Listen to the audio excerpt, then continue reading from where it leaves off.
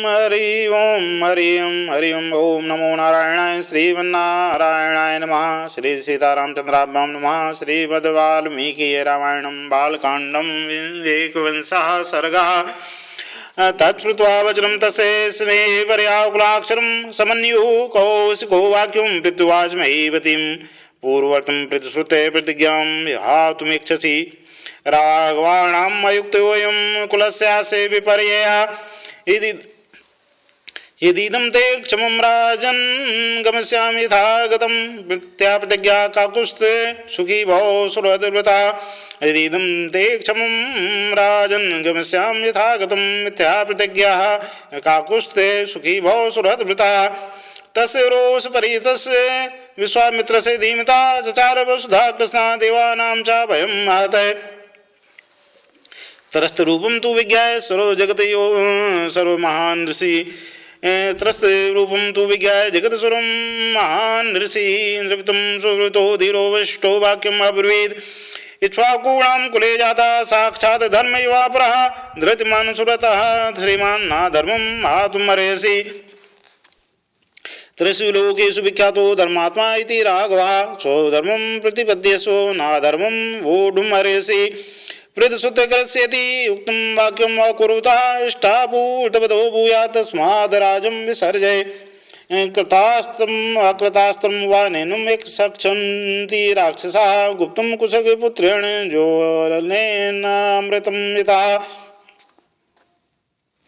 कृतास्त्रम् अकृतास्त्रं वा नैनं सक्षन्ते राक्षसाः गुप्तं कुशपुत्रेण ज्वलनेनामृतं यथा कृतास्तं वा कृतास्तं वा नैनं सक्षन्ते राक्षसाः गुप्तं कुशपुत्रेण ज्वलनेनामृतं यथा एष विग्रहवान् धर्म एष वीरतां वरः एष विद्यादधो लोके तपस्य परायणम् एष विग्रहवान् धर्म एष वीरवतां वरः एष विद्यादिको लोके तपस्य परायणम् एषो अस्त्रान् विविधान् वेत्ति त्रैलोके सचराचरे नैनं मन्यापमान् वेत्ति न च वेत्स्यन्ति केचन न देवा नरस्या केचन नाम्रा न च राक्षसाः गन्धर्वे यक्षे पुरवराः स किन्नरमहोरगाः सर्वास्त्राणि कृशाः स्वपुत्राः परं धार्मिकाः कौशिकाय पुरा दत्ता यदा राज्यं प्रशासति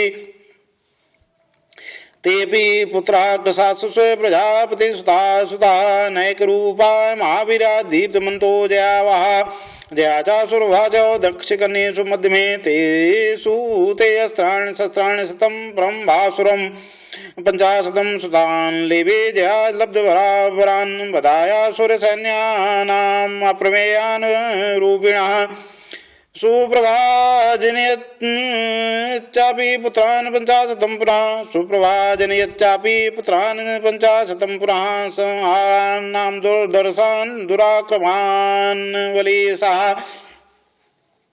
तानि चास्त्राणि वेत्येषे कुशावते कुशकात्मजः पूर्वाणां च जनेन सक्तो भूयस्य धर्मवेते तेनासे मुनिमुख्यसे धर्मज्ञसे महात्मना न किञ्चिदस्ते विदितं भूतं भव्यं च राघव तेनासे मुनिमुख्यसे धर्मज्ञसे महात्मना न किञ्चिदस्ते अविदितं भूतं भव्यं च राघव एवं वीरो महातेजा विश्वामित्रो महायशः न रामगमने राजन् संशयं गन्तुमर्हसि तेषां निग्रहणे सक्तः स्वयं च कुशकात्मजः तेषां निग्रहणे सक्तः स्वयं च कुशकात्मजः तव पुत्र हितार्थाय त्वामुपेत्याभियाचिते इति मुनिवचनात् प्रसन्नचित्तो रघुवृषभस्य ममोदीपार्थवाग्र्यः गमनम् अभिरो रोचे राघवस्य प्रथते यशा कुशकात्मजाय बुद्धिया।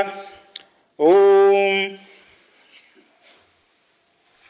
राजा दशरथ की बात के एक अक्षर में पुत्र के प्रति स्नेह भरा हुआ था। उसे सुनकर महर्षि विश्वामित्र कुपित होकर उनसे इस प्रकार बोले, राजन, पहले मेरी मांगी हुई वस्तु के देने की प्रतिज्ञा करके अब तुम उसे तोड़ना चाहते हो।